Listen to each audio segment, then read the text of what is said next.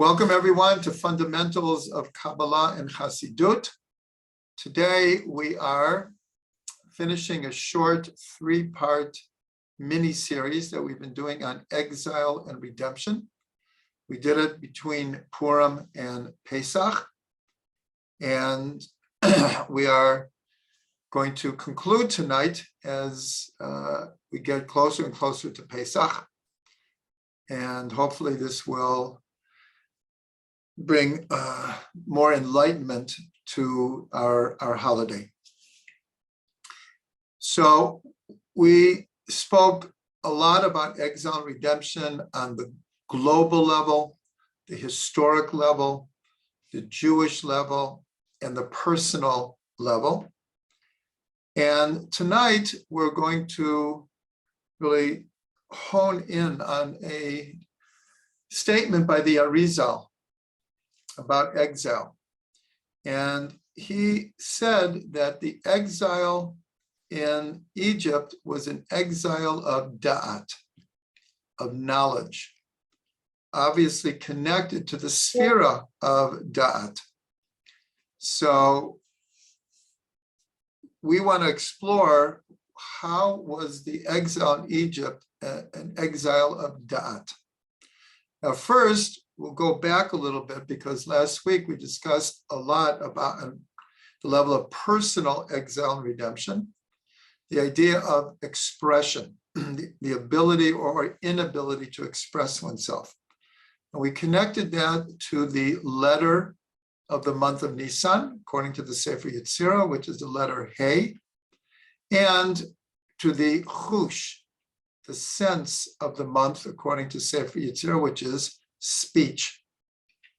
And we saw that these are obviously connected because the Hey is always connected to speech because of the 5 places in the mouth where speech is formed and emanates from. So the 5 openings of the mouth, as they're called, are connected to speech.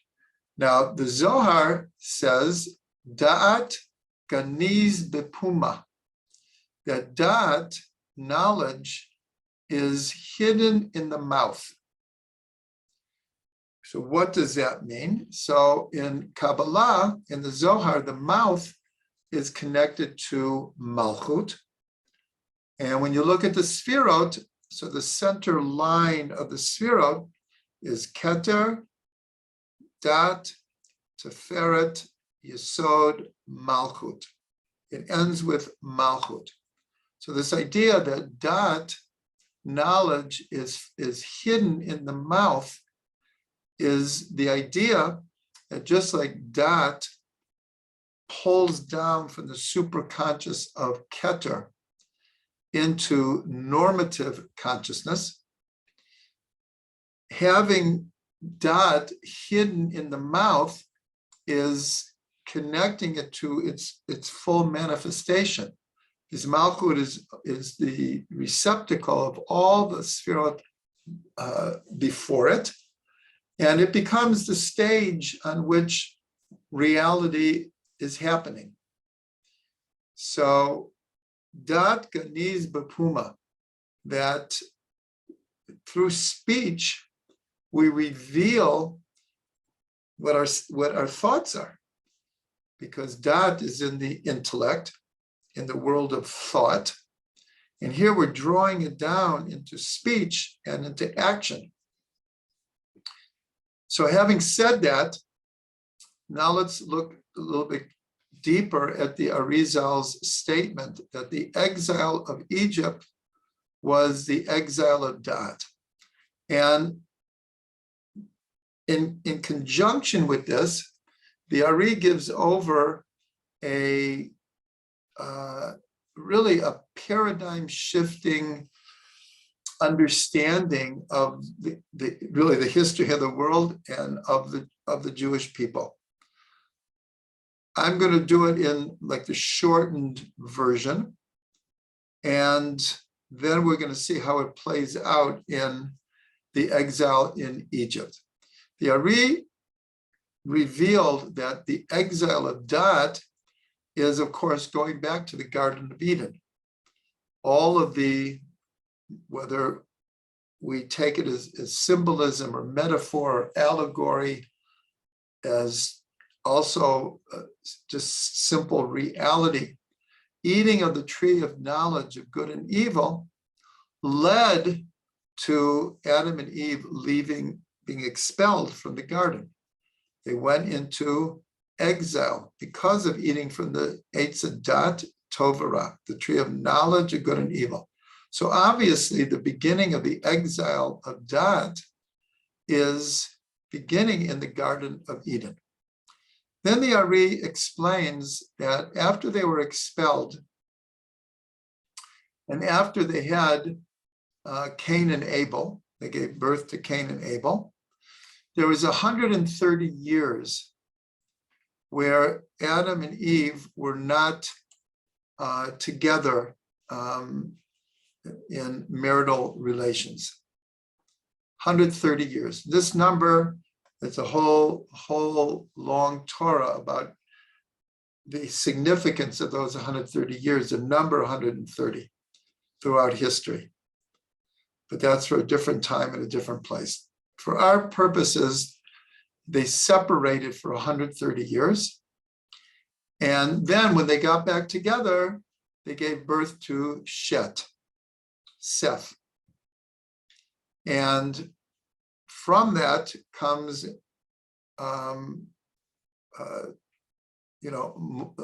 more and more generations. But the Ari says that during the 130 years that they were separated, Adam was wantonly spilling his seed. And from that came souls in need of rectification. And he explains that these souls became manifest through 4 generations. And each one was problematic. And each one had potential for rectification, but in most cases did not reach rectification. And again, I'm doing this in the short version, because that's really all we have time for. So he explains that first it was the generation of the flood, and that ended with the whole world being destroyed. And we're told that the 2 main sins of that generation was unrectified sexual relations and robbery, thievery. And that generation was wiped out. Then there was the generation of the Tower of Babel. And these were the same souls reincarnated. And they weren't wiped out, but they certainly were far from reaching their rectification, and they were spread out, scattered over the whole world, and the languages were mixed up. Then those souls reincarnated into the people of Sodom. That is the city that Avram pleaded to be saved if there were any tzaddikim there. And only his nephew and his 2 daughters were able to escape from that. That was the 3rd generation. And the 4th generation is that these souls incarnated into Egypt, and there was a tremendous clarification between the Jews and the Egyptians. And this is the whole story of the heir of Rav, that were only semi-rectified. But these souls were also reincarnated into the souls of Jews of that generation. And we know from the Midrash, not all the Jews left. That according to the Midrash, a majority of Jews did not merit to leave Egypt. They died in the plague of darkness. So in short, what the Ari is trying to explain is, first of all, the secrets of reincarnation and how the exile of Dat, and especially in all those generations, there were challenges with sexuality. We mentioned the flood already. In Sodom, also, it was very, very problematic in Sodom. And in Egypt, Egypt was considered the headquarters of sexual perversity. And this needed to be fixed. It originated from unrectified sexuality, and it needed to be fixed. And we can understand why there is an enormous emphasis on the laws of family purity and for what is forbidden and what is permitted in sexuality, because this is all part of fixing da'at. Because again, they ate from the Eitz da'at tov v'ra, and there in the Midrash, it's clear that there was also a part of the problem in the Garden of Eden was also unrectified sexuality. It had to do with the snake and with Chava, and Adam and Chava didn't wait for Shabbos to have relations, and all of it together. So the exile of Dat and the fixing of Dat has a lot to do with sexuality and what's called tikkun habrit, fixing the covenant. And Rabbi Nachman of Breslov speaks very much about this whole idea of fixing the covenant. And so here, all of that was this really paradigm-changing idea. In Egypt, the Jews who came out, these were the souls that were in the process and in a higher level of rectification, where the Erev Rav, the mixed multitude, was somewhere in between. That's why Yosef tried to institute Brit Milah on all the Egyptians as a way to begin to try to fix what needed to be fixed. Now, we've mentioned before that Avram is a Gilgul of Adam. And anytime we talk about reincarnation, it doesn't mean that all of these souls were reincarnated into what would become the Jewish people.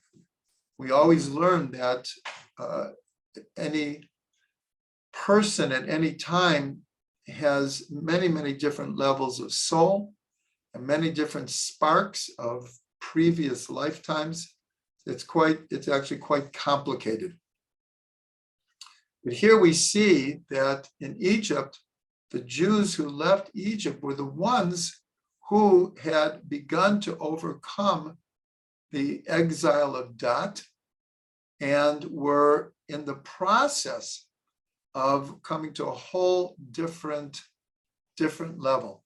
So when God came to Avram at the covenant of the pieces and said, your seed will be oppressed for 400 years, and then they will come out with great riches, and they will return to Eretz Yisrael. And so the Ari says that the text is very specific. God says to Avram, your seed, Zeracha. And because Avram is a Gilgul of Adam, and all of these souls are unrectified souls created by Adam through not being with Chava for those 130 years. So God was hinting to Avram, like, your seed has to go through this process in order to come to a full tikkun. So that's the introduction to understanding why the Ari would say that the exile in Egypt was the exile of Da'at. So now we're going to see in the text itself how this plays itself out. So in the really 3.5 parshas that have to do with the slavery and the redemption from Egypt. Parshat Shemot, the Era, Bo, and then in Bashalach we cross the Reed Sea, and then we head towards Mount Sinai, and then ends up with the 40 years in the desert. So really there's only 3.5 parshas that have to do with the whole slavery and the 10 plagues and the redemption from Egypt. So what we want to see is that the word da'at, or variations of the word da'at, comes in the text over and over again in these 3 parshas. So we're going to mention a lot of them. And we've seen that many times a parsha or a book will have a string, a theme that runs through the whole thing. So when we talk about the whole story of going down to Egypt and coming up out of Egypt, the word that is repeated over and over again, and it's not the only theme that we can see this, but it runs through the whole story. So it really starts in the beginning of the book of Shemot, when it says, V'yakam melech chadash shelo yada Yosef. A new king arose in Egypt who didn't know Yosef. So Rashi brings 2 opinions from Rav and Shmuel. One of them says it was really a new king. And the new king, either on purpose or for his own reasons, didn't know Yosef. In other words, in a sense, didn't want to recognize what Yosef had done for Egypt to literally save them. And the other opinion is it wasn't a new king. It was the same king, but he made it as if he didn't know who Yosef was. And he's called a new king because he totally changed his relationship with Israel. So that's how the story starts, right from the beginning. Right then, at that point, the Jews were not slaves, but it started when the king doesn't know who Yosef is. Then, at the right before the burning bush, in the text, it says that the people cried out, and the feeling is, for sure, they were crying for many years. But there was some, we'll call it qualitative force of that crying, that the text says that God heard and he knew. God heard and he knew, meaning he knew now is the time for them to come out of Egypt. And the next thing is that God appears to Moshe at the burning bush. Moshe goes back and he goes to Pharaoh the first time and says, let my people go. And Pharaoh says, I don't know your God. And the Midrash says, actually, he says, bring me my encyclopedia of gods. And like he pretended he was looking through them. He said, I don't see your God in my phone book here, on my device. I don't see him. But again, it was I don't know your God. I don't recognize your God. Now I want to read. I'm only going to read like parts during the 10 plagues, almost every single one, God says to Moshe, I'm going to bring this plague so that. And in most cases, Moshe then said to Pharaoh that this plague will prove that God is God. But I'm going to read for you, not from all of them, but you'll see it comes up over and over again. So in the 7th chapter, the 17th verse, so it says, again, it's connected to the plague. God tells Moshe, bring this plague. Moshe goes to Pharaoh and says, if you don't let the people go, this is the plague that's going to happen to you. But then at the end, it's always so that you will know. So I'm starting to read from the 7th chapter. So says God, through this you will know that I am God. Then in the 8th chapter, 6th verse, it says, so that you will know that there is none like God, our God. So this is Moshe obviously speaking to Pharaoh. So that you will know that there is none like God, our God. The next one, so that you will know that I am God in the midst of the earth.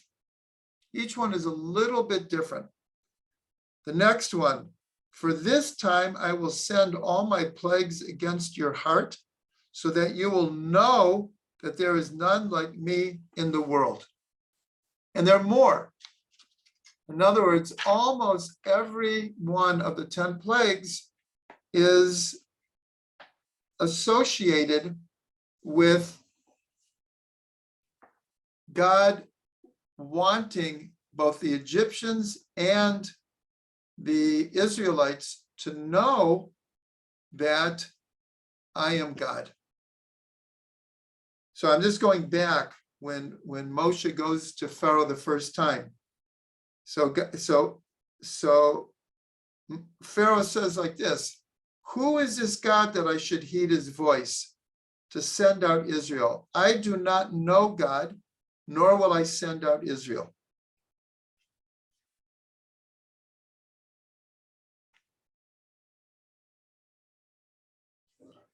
So this is spread out over a couple of chapters. But again, it's over and over and over again, this idea that the process of coming out of Egypt, the purpose of the 10 plagues was to reveal God's power in the world, and that people should know and recognize who God is. We might have discussed this, but in case we didn't, the whole book of Exodus in Hebrew is called Shemot, which means names. And that comes from the first verse of Shemot, where it says, these are the names of all of the children of Israel who came down to Egypt. Then it names the 12 tribes. But what's given over in Parshas Ve'era, God comes to Moshe and says, I only revealed myself to Avram, Yitzhak, and Yaakov with the name Kel Shakai. But my name, Yud-Kei Vav-Kei, I did not make known to them. And then God says, but now I will make this name known. And Rashi says a very important thing, because if you look back in the text of Bereshit, you'll see that Yud-Kei Vav-Kei did speak to Avram, Yitzhak, and Yaakov. So why did here it says, I did not make myself known to them only with the name Kel Shakai. So Rashi explains that in many, many cases in the Torah, the name Yud-Kei Vav-Kei means I have decreed and I have fulfilled my promises. And so Rashi says that what God is imparting to Moshe is that I promised Avram, Yitzhak, and Yaakov that first of all, that their children would be great, and that I would give them the land of Israel. But till now, Avram, Yitzhak, Yaakov didn't see the full flowering of the generations that led to quite literally millions of people coming out of Egypt. And nor did they inherit the land until we entered the Holy Land after the 40 years. So that's what Rashi says, that's what God meant. I have not made this name of Yud-Keh Vav-Keh known to Avram, Yitzhak, and Yaakov, because I didn't fulfill my promise. But now I am going to fulfill my promise and take the generations that came from Avram, Yitzhak, Yaakov and bring them into the land for an everlasting covenant, like I promised. So here again, we see in Parshas Be'era that God said, I didn't make known because I haven't fulfilled my promise. Now I'm going to fulfill my promise. So here, this is all connected to the beginning of the class, where the Ari says that the exile in Egypt was an exile of da'at, of knowledge. But here we see that through the plagues and the process of redemption, there is the beginning of the fixing of da'at. The beginning. We're still trying to fix it. When we fix it, Mashiach will come. Because we're still feeling the ripple effect of Adam and Eve being exiled from the Garden of Eden. That won't be fully fixed until the time of Mashiach. But there's no doubt that the redemption from Egypt led to the receiving of the Torah in Sinai, led the people to come into Eretz Yisrael. And so it's a long process. But the beginning of the tikkun happened with the Exodus, with the redemption from Egypt. So now we can connect what we said before, what it says in the Zohar, Dat ganiz bepuma. Dat is hidden in the mouth. And we mentioned that the sense of this month is of speech. And speech means expression. And if you remember, we learned from Rav Ginsburg, who said, what is exile on a personal level? The inability to express oneself. And what is redemption? The ability to express oneself. So we can tie this idea of the ability to express oneself. This is connected to what we'll call freedom of redemption. Because when a person is bottled up or feels shut down or inadequate or low self-esteem or fear of many, many, many things, that kind of person can't express himself. It's only when we can have a certain amount of self-confidence, a certain amount of faith in ourselves and in Hashem, and we are not slaves. A slave most certainly can't express themselves. They are tied to their slavery, to their master. So this idea of the exile of Dat, its fixing is on a personal level, is through self-expression.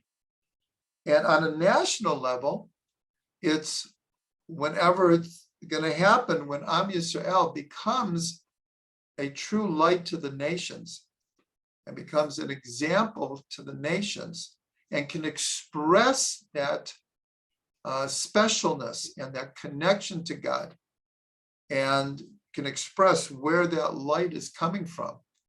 And the truth of Torah, when it can be fully expressed, that's when redemption will come. So I want to share with you just like Rav Ginsburg gave us, a very, very simple understanding of exile and redemption on a personal level. So Reb Shlomo also had a beautiful explanation of freedom. And he said like this, and you could change the format here to like 1,000 different things. But I remember hearing this from him, and this was the example he brought. But like I said, you could just kind of fill in the blank. And he said like this, let's say there's a person who wakes up and is like, oh, I'm so depressed. I'm really depressed. And when I really think about it, I think I've been depressed this whole week. When I really think about it, I think this whole year I've been depressed. If I think about it too much, I'll realize maybe my whole life I've been depressed. So Reb Shlomo said, what's the definition of freedom? That this person, 1 minute from now, does not have to be depressed. In other words, freedom is the ability to change everything, our whole worldview, our whole consciousness, our whole self picture, our whole the whole way we look at ourselves in the world in a minute. He said that's what freedom is. In other words, when think if I come to the conclusion I've been depressed for my whole life, well, I guess that's how it's going to be for the rest of my life. How can I possibly change that? But what Reb Shlomo is saying, freedom means I can change it. And this is connected to da'at. Because we're told the whole idea of Eitz Da'at, Tov V'Ra, was God gave them a choice. He gave them, we'll call it a mitzvah. Don't eat from the tree. I'm telling you, you can eat from all the other trees. Just this one tree you can't eat from. What is human nature? I gotta eat from this tree. But it was based on choice. In other words, if God created the world in a way that he said to Adam, you don't eat from this tree. And the way that it worked with human nature and human consciousness and the relationship between us and God means you really can't do that. You don't have a choice. This is forbidden, and that is what it is. But that's not how God created the world. Some of us might say for better or for worse. God gave us free choice, which then puts the responsibility into our hands. So that's when we talk about the exile of Da'at, what in a certain way, what we're talking about is unrectified choices that we as individuals make and the entire world makes. In other words, the world we live in is the world that mankind created for itself. But again, freedom is that at any juncture along the way, a person, a community, a country, and the world can change. Can change. How many Hollywood movies have been made about some disaster or potential disaster ready to wipe out the world? And only then does everyone come together and work together to avert this catastrophe that is in the making. But there's something behind that. There's something behind that may be what it will take for the world to change course, is some kind of common enemy, whether you call it climate change or UFOs or nuclear war or whatever. We shouldn't have to come to that place. Okay, so I'm mentioning all this because we're connecting here, kind of like everything we have learned. Now I want to go one more step and apply this to the Haggadah. And this is how we'll end the mini-series. For those who have the Haggadah Companion, the Or Chadash Haggadah Companion, you'll find it in one of the chapters called Pan-Historic Paradigm. And what we're going to do it fairly quickly, is at the end of Pesach, there's certain songs that we sing. And this is an important part of it's not technically part of the Haggadah, but by custom, we've kind of made it part of the Haggadah. And one of the verses from one of them that is not the one that most people sing is Korev Yom Shehu Lo Yom V'Lo Laila. A day is coming. This is from Isaiah and maybe a few other prophets as well, who's saying a day is coming that's not night and it's not day. It's some combination, meaning a day is coming that will supersede our concept of linear time. It's not day and it's not night, it's everything. Well, that's what's happening during the Seder in general. It's a beyond time experience, because we're connecting to 3,300 years of history. We're connecting to all of our personal previous Seders. Everyone sits down at the Seder, and somewhere between their memories of different Seders we had, going all the way back to we were children. But here we're going back generation after generation after generation, all the way back to Egypt. And in the secret of Gilgul Neshamot. So our tradition tells us clearly that we were there. This is not someone else's story. Our souls were part of the souls that came out of Egypt. And we have this tradition that the soul of every Jew who ever was and will be stood at Mount Sinai. So you say, well, how is that possible? Well, because we have soul roots, and we're all part of soul roots. So it doesn't mean that we in our present body stood at Mount Sinai.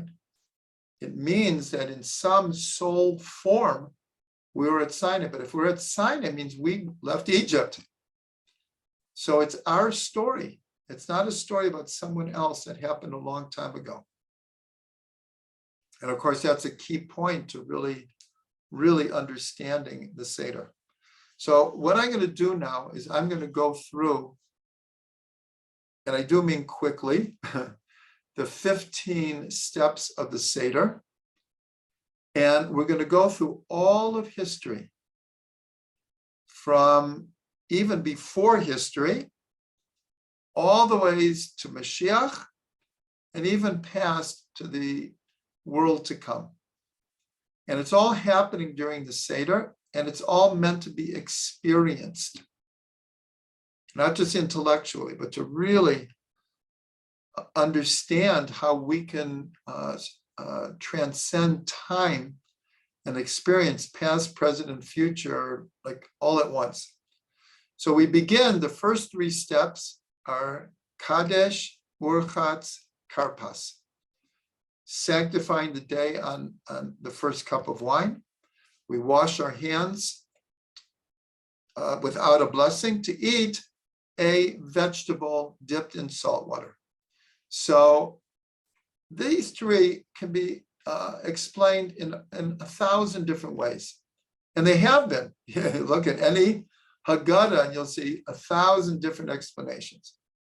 One of them, and we mentioned this, I believe, last week, is that the whole story of the Jewish people going down into Egypt and coming out and then wandering for 40 years. Remember, it really starts with the selling of Yosef. So the last half of the book of Genesis is the beginning of us going down to Egypt. And then, of course, the slavery and the redemption, receiving the Torah. And then we ended up wandering for 40 years. But we're told that this is a metaphor, meaning not that, of course, it happened historically, but it's a metaphor for the soul coming from the higher worlds down into a physical body. For the soul, that is considered, in a sense, slavery. And receiving and being freed from Egypt and receiving the Torah, this is the guidebook of how the soul can live and fulfill its full potential in the body. And then we come to the Holy Land. So the first three, sanctifying, washing, always represents purity, like going into a mikveh, washing our hands. This is a purity. So our souls begin in the upper worlds in a state of purity. And then why eat something, a vegetable, something from nature, green? We came into the Garden of Eden. Here we're talking about Adam and Eve, from which all souls come, coming into the Garden of Eden. The next step, and again, I have to admit, I'm doing this fairly quickly. The next step is breaking the middle matzah. We have 3 matzahs on the table, and we break the middle one. It's called yachatz. And this represents a whole lot of things. It represents Adam and Eve having to leave the garden. It represents all the exiles that happened to humanity. And we went over this in the first class on this series. All the different exiles through the flood, through Cain and Abel, and the flood, and the Tower of Babel, and Sodom, and until we get to the Jewish people. And then all of the exiles that the Jewish people went through into Babylonia and Persia and Greece and Rome, and then all the breaking, all the pogroms and the inquisitions and the expulsions and the Holocaust. It's all represented in the simple act of breaking the middle matzah. The top matzah is the future. The bottom matzah is the past. What's broken? The present. And then we take the bigger piece and we hide it to the end. And that represents our faith that in the end, the breaking will be fixed. Mashiach will come, but that has to wait. The next part of the Haggadah, which is by far the largest, is called Magid. That's when we tell the story. Remember, the whole sense of this month is speech. Haggadah means to tell. We are telling the whole story. And we go through the whole history of the Jewish people.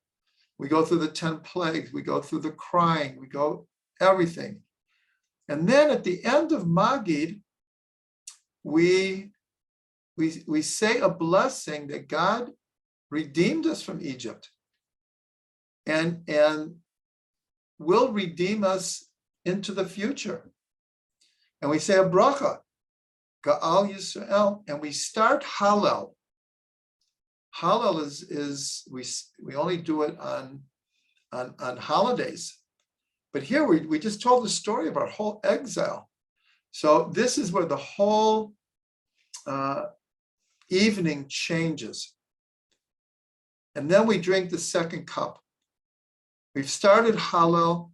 We said the blessing on redemption.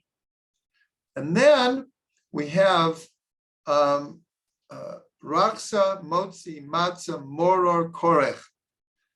We have 5 different steps here. We wash our hands.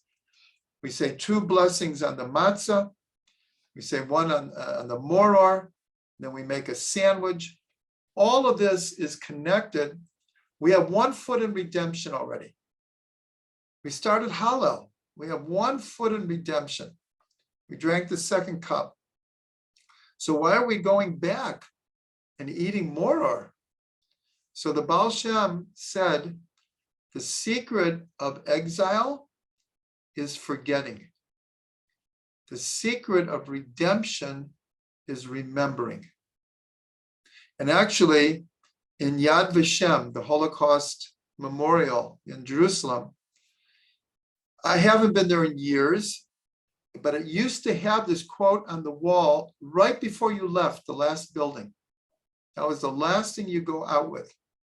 The secret of redemption is remembering. So eating the matzah, it's a transition from the matzah that represented the food of the slaves.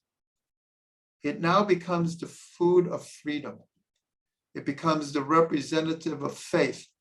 That's why in the Zohar, it's called the bread of faith. And healing, actually. And we eat the moror we have to remember. Why do we observe Holocaust Remembrance Day every year? Here, we're back in Israel.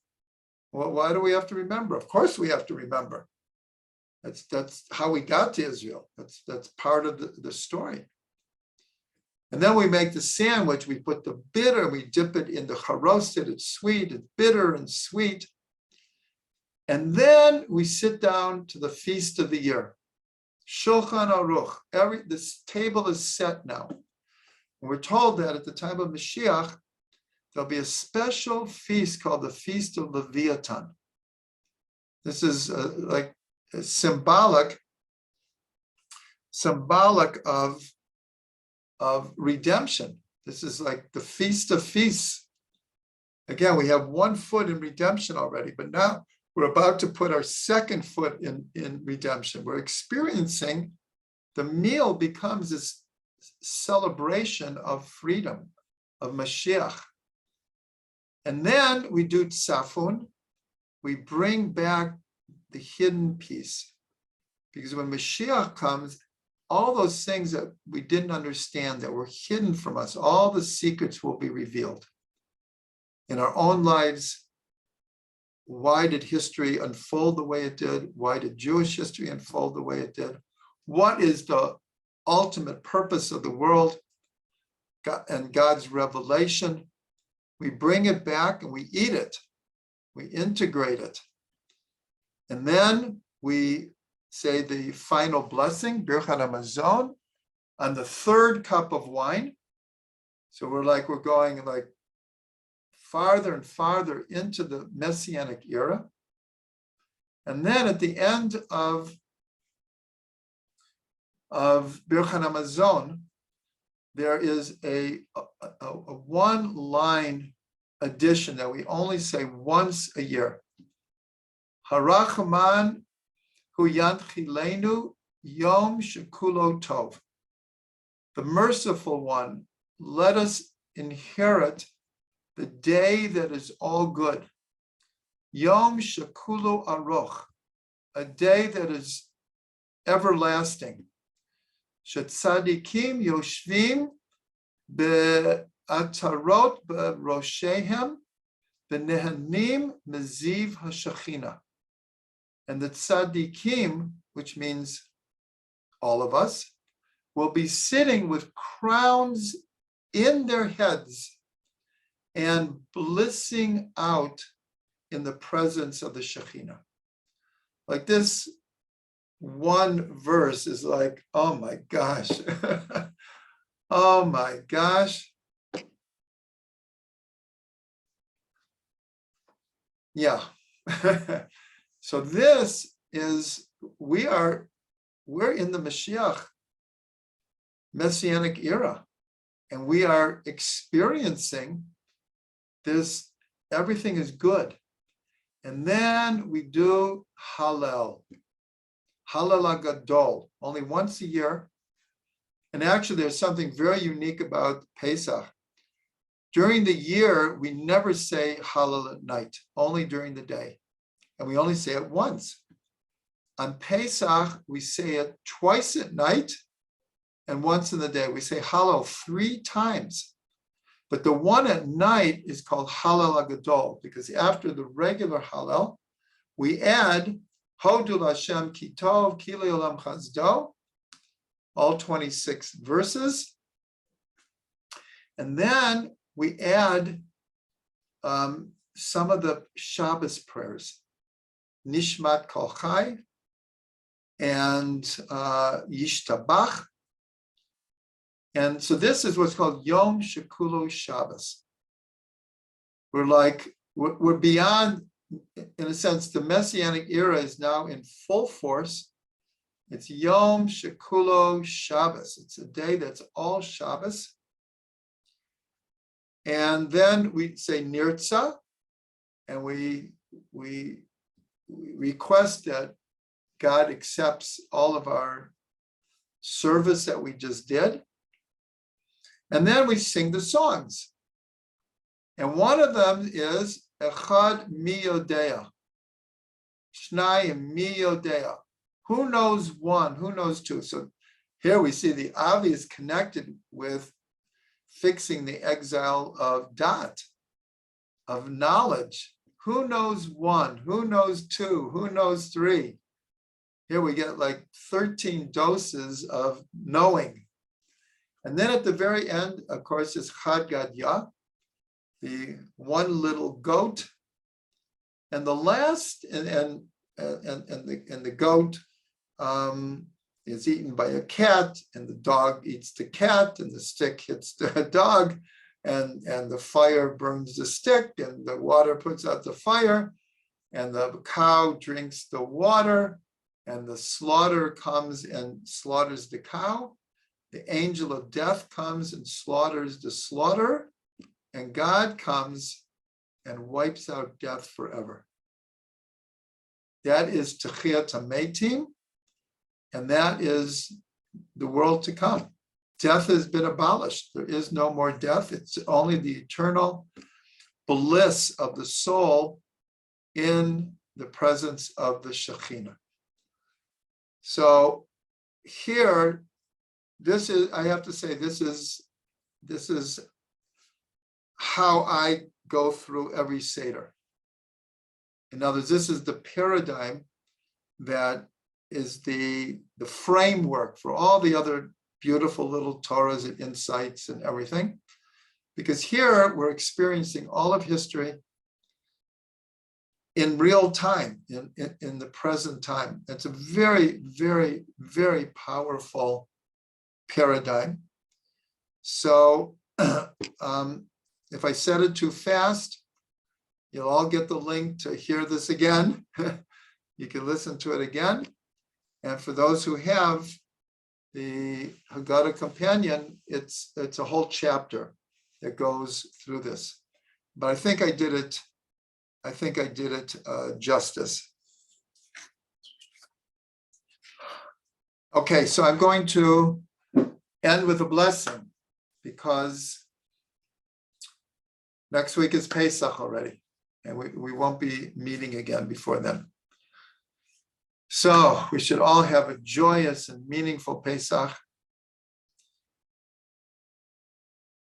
On a real level, the world is in such need of redemption. I'm sure we could say it every year and really mean it and really feel it. But I don't know, there's something even more immediate in feeling and wanting and crying out for the full redemption of the world. We believe be'emunah shlema b'biat HaMashiach, And I just bless all of us that this year is a year of personal redemption, and redemption for the Jewish people, and redemption for the entire world.